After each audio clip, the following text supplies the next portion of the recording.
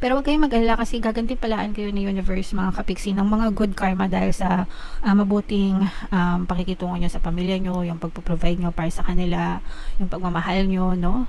Kumbaga, hindi kayo mawawalan, hindi kayo mawawalan, no? Kasi good karma talaga yung babalik sa inyo, mga kapiksi. Bibigyan kayo ng pagkakataon ni universe, guys, ngayong 2025 para maitaguyod mo yung sarili mo.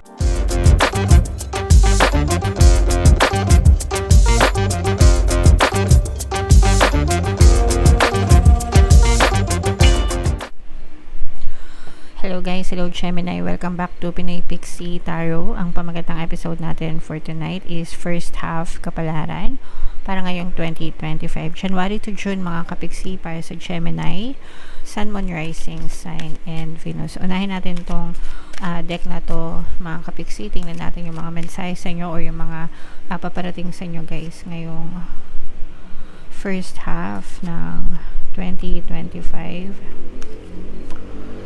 So this is both negative and positive mga kapiksi.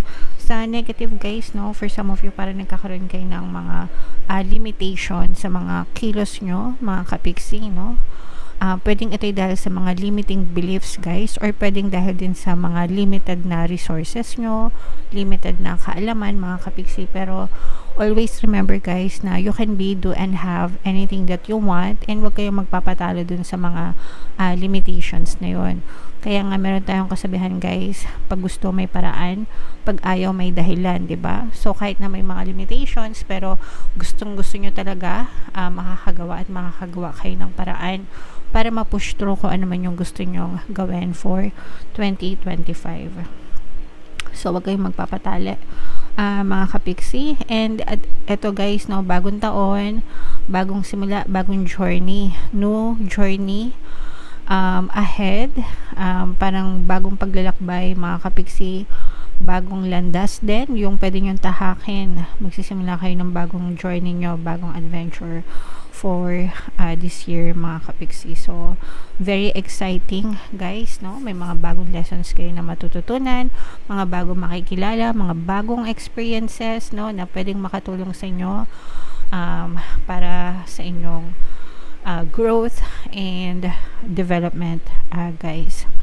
And we have patience in reverse. Ito very positive ito guys, kasi ibig sabihin nito konting tiis na lang yung ipag-aantay nyo, konting panahon na lang yung ipag-aantay nyo, and maaaring mag-manifest agad yung mga bagay na ninanais nyo or yung mga bagay na pinagdadasal nyo mga kapiksi. Maaaring makakita kayo ng mga evidences sa inyong physical reality. Okay? So, wag kayo mainip guys, kasi the more na naiinip kayo, the more na naaatat kayo, nagkakaroon kayo ng resistance sa mga bagay na gusto nyo. Instead, palakasin nyo yung faith nyo, yung pananampalataya nyo, yung trust nyo, no? Everything is always working out for you. Palaging favorable sa inyo yung sitwasyon, and magiging ma-okay din ang lahat para sa inyo mga kapigsi. Okay? Konting tiyaga lang, konting tiis lang, dadating din yung mga bagay na pinagdadasal nyo. So, tingnan natin, Gemini, yung mga ganap sa inyo ngayong first half ng 2025. Shuffle natin to mga kapiksi. Habang sinashuffle ko to, panoorin nyo muna yung video natin regarding sa ating paano mag-manifest ng abundance video course. Kapiksi, sawa ka na ba sa mga struggles at hirap sa buhay mo? Masipag ka ba at masikap sa buhay ngunit hindi ka pa rin umaasenso? Ilang beses ka na bang nag-attempt mag-negosyo at mag-invest pero palagi ka pa rin nalulugi? Sa pagkakataon na ito ay maaaring may subconscious beliefs ka na nagiging balakid sa iyong pag-unlad at pagyaman. Introducing, paano mag-manifest ng abundance video course. Dito ay matututunan mo ma-overcome ang mga balakid mo para tuluyan ka ng umunlad, umasenso, sumagana, maging matagumpay, successful at maswerte sa iyong kabuhayan, pera, trabaho, negosyo sa lapi at kaperahan ng bonggang-bongga. Dali, mag-send na ng email sa pinoypixie@gmail.com at simulan na ang iyong pagyaman ngayon. Alright, so sa lahat ng gusto mag-avail ng course guys, yung promo natin ngayong January, New Year promo, magbibigay tayo ng 10% discount mga kapiksi until January 31, kaya mag-avail na kayo. And meron din tayong bagong course guys, paano mawala ang third party at magkaroon ng harmonious na relationship para mawala yung mga kabit ng mga jowa nyo guys. 10% discount din yan until January 31 mga kapiksi, kaya i-avail nyo na, sobrang ganda. Okay, so ilatag muna natin lahat, mga kapiksi. So, wow. So, this is both negative and positive, mga kapiksi. Binabasa natin yung negative para yung mga negative guys, yun yung mga balakid sa mga manifestation nyo or yung mga balakid nyo sa buhay. So, kailangan nyo siyang marinig para ma-overcome nyo yan. So, yung negative na nakikita natin dito sa reading nyo, by the way, Gemini, kayo ay na-represent ng Queen of Swords sa ating spread. So, may mga problema, may mga challenges na pagdadaanan kayo. Ito mga ano to guys, no? Parang ang bigat-bigat ng dalahin nyo, ang bigat-bigat ng pasan-pasan nyo sa balikat nyo, mga kapiksi. And for some of you, parang feeling ko, pakiramdam nyo, walang tumutulong sa inyo, na kayo na yung umaako ng lahat, no? Especially sa, let's say for example, sa pamilya nyo, sa loob ng tahanan nyo. Yung iba sa inyo kasi parang walang choice kasi kayo lang din yung pwedeng asahan, baka ikaw lang yung adult doon, baka ikaw lang talaga yung may kakayahan na magtrabaho or may kakayahan na kumita, ganyan. Kaya tapos baka marami ka pang sinusuportahan, mga kapiksi, kaya medyo mabigat yung iyong dinadala. Meron ditong presence. Ang maganda naman sa inyo mga kapiksi is marunong kayong magbalanse, no? Kumbaga parang nababalanse nyo, marunong kayong mag-budget, marunong kayong mag-isip, marunong kayong magplano, hindi kayo masyadong emotional, guys, no? So yun yung parang more on logical lang kayo, ibig sabihin yung pag-iisip nyo, yun yung palagi nyong pinapagana, imbis na magmokmok, imbis na mag-emo, ganyan. So malaking bagay yun para sa inyo kasi hindi kayo masyadong nagiging emotional. Pero wag kayong mag-alala kasi gagantimpalaan kayo ni Universe, mga kapiksi, ng mga good karma dahil sa mabuting pakikitungo nyo sa pamilya nyo, yung pagpo-provide nyo para sa kanila, yung pagmamahal nyo, no? Kumbaga, hindi kayo mawawalan, hindi kayo mawawalan, no? Kasi good karma talaga yung babalik sa inyo, mga kapiksi. Bibigyan kayo ng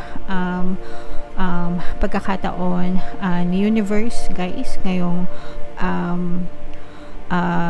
2025 para maitaguyod mo yung sarili mo. Yung kumbaga parang magkakaroon ka naman ng oras para sa sarili mo, magagawa mo naman kung ano yung bagay na gusto mo. For some of you guys, pwede rin may opportunity na mag-explore kayo. Ibig sabihin, baka meron pang ibang opportunity na dadating sa inyo, kakatok sa inyo na pwede nyo pag-aralan, i-explore, na pwedeng makatulong para maging smooth, maging suabe yung journey mo. Kaya nga ito, no, lumabas yung journey na energy, no? So parang nararamdaman natin dito is magiging smooth yung journey mo. Hindi kayo papabayaan ni Universe every step of the way. So wag kayong alisin nyo na yung mga worries nyo, mga kapiksi, no? Kasi palagi kayong tutulungan ni Universe at ng inyong mga gabay. Kumbaga hindi kayo mapapahamak, guys, no? You're looking for a greener pasture. Kumbaga, kung kasaganaan ang hinahanap mo, kasaganaan ang ibibigay sa'yo. Kung kaluwagan ng buhay ang hinahanap mo, yun ang ibibigay sa'yo. Kaya nga, di ba, meron tayong sinasabi na seek and you shall find. Kapag hinanap mo, makikita mo. So, yun yung ibibigay sa'yo. Ask and it will be given, no? So, ipagdasal mo lang, kapiksi, and of course, sabayan mo ng pagkilos. And positibong mental diet, hindi rin kayo mapapahamak talaga, mga kapiksi. Alright? So, what else, guys? Tingnan pa natin. Eto, guys, no? Merong mag-e-end na relationship kasi merong bagong dadating na relationship. Yung mga mag-e-end na relationship, guys, sa pag-ibig, ito yung mga relationship ng panloloko, mga betrayal. So let's say for example, meron kang jowa na matagal na kayo pero dun sa relationship nyo, palagi ka na lang niloloko, nagsisinungaling, may third party, hindi ka priority or whatever, kahit anong mga dahilan na ang tagal-tagal mo nang nagtitiis, no? This time around nakikita natin na matatapos itong relasyon na to kasi may bagong SP or may bagong relasyon na someone or something na deserve mo talaga, no?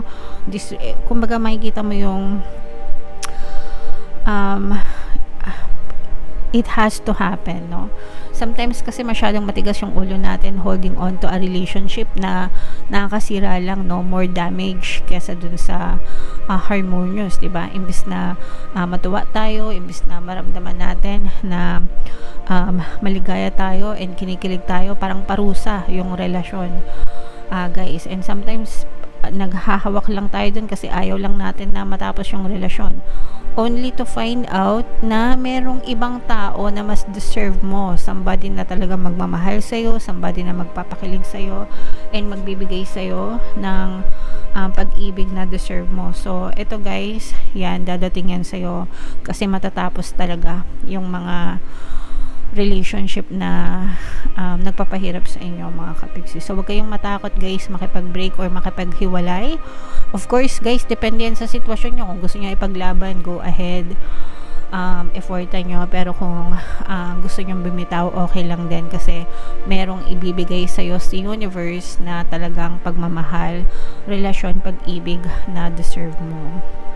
And yung iba naman sa inyo guys, makaka-move on na, no? Kung let's say for example, nakipag-break na kayo pero hindi pa kayo naka-move on sa inyong past relationship guys, makaka-move on din kayo. And pag move on nyo guys, doon nyo na makikita or makikilala yung the one na itinadhana talaga para sa inyo, Gemini. Okay?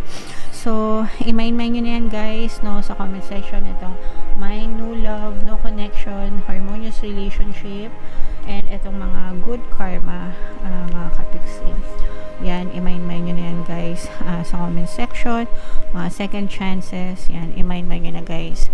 Para sa inyo yan, guys. So, bunot pa tayo ng isa dito guys para sa inyong additional na message, Gemini. Ayan. Napakaganda. My energy creates my reality. What I focus on is what I will manifest. Ito guys, isang milyong beses ko na to sinasabi sa inyo ng paulit-ulit at hindi pa rin ako magsasawa na i-remind kayo guys ng paulit-ulit kahit na parang sirang plaka na tayo dito, pero meron pa rin kasi tayo mga bagong viewers na hindi pa naririnig, no? Whatever you focus on, manifest. Kung saan mo binubuhos yung attention mo, your energy flows where your attention goes. Yung energy mo, pumupunta yan dun sa kung ano yung fino-focus mo ng attention mo, okay? And whatever you focus on, manifest. Kung ano yung fino-focus mo, ng attention mo, ng energy mo, yun yung nagmamanifest sa iyong physical reality. Yun yung napupush out sa inyo 3D, mga kapiksi. Kaya natin palagi kayo sinasabihan na think positive, think positive, think positive, think positive, okay? Hindi para i-motivate kayo or bigyan kayo ng pag-asa, pero yun kasi yung napupush out sa physical reality nyo, kung ano yung pinagbubuhusan nyo ng attention nyo. Kaya kung puro kayo reklamo, puro kayo kuda, puro na lang stress, worries, doubts, no? Yung pinagbubuhusan nyo ng attention, syempre yun din yung mapupush out sa physical reality nyo. Eh, ayaw natin yun na mangyari sa inyo, okay? Kaya natin kayo sinasabihan na mag-think positive guys, kasi yun yung gusto natin mangyari sa buhay nyo. So, it takes time, of course. Kailangan ng reprogramming ng subconscious mind, and kailangan palakasin yung inyong belief system, but eventually it will be pushed out in your physical reality. Mag-antay lang kayo and tiyagain nyo lang, mga kapiksi. Alright? Sana naintindihan nyo and sana gawin nyo. Wag nang matigas ang ulo, okay? Comment down below, guys, if feeling nyo, naintindihan nyo, and kung naka-resonate sa inyo yung mga magaganda, guys, i-mind nyo na sa comment section. For more tarot readings for Gemini, ito yung playlist nyo. Ito naman yung ating success stories ng paano mag-manifest ng abundance video course. Click here to subscribe, guys. Ito yung ating mga pampaswerte subliminals. Thank you for liking, sharing, and subscribing. See you again next time. I love you all, guys. Have a nice day. Bye-bye.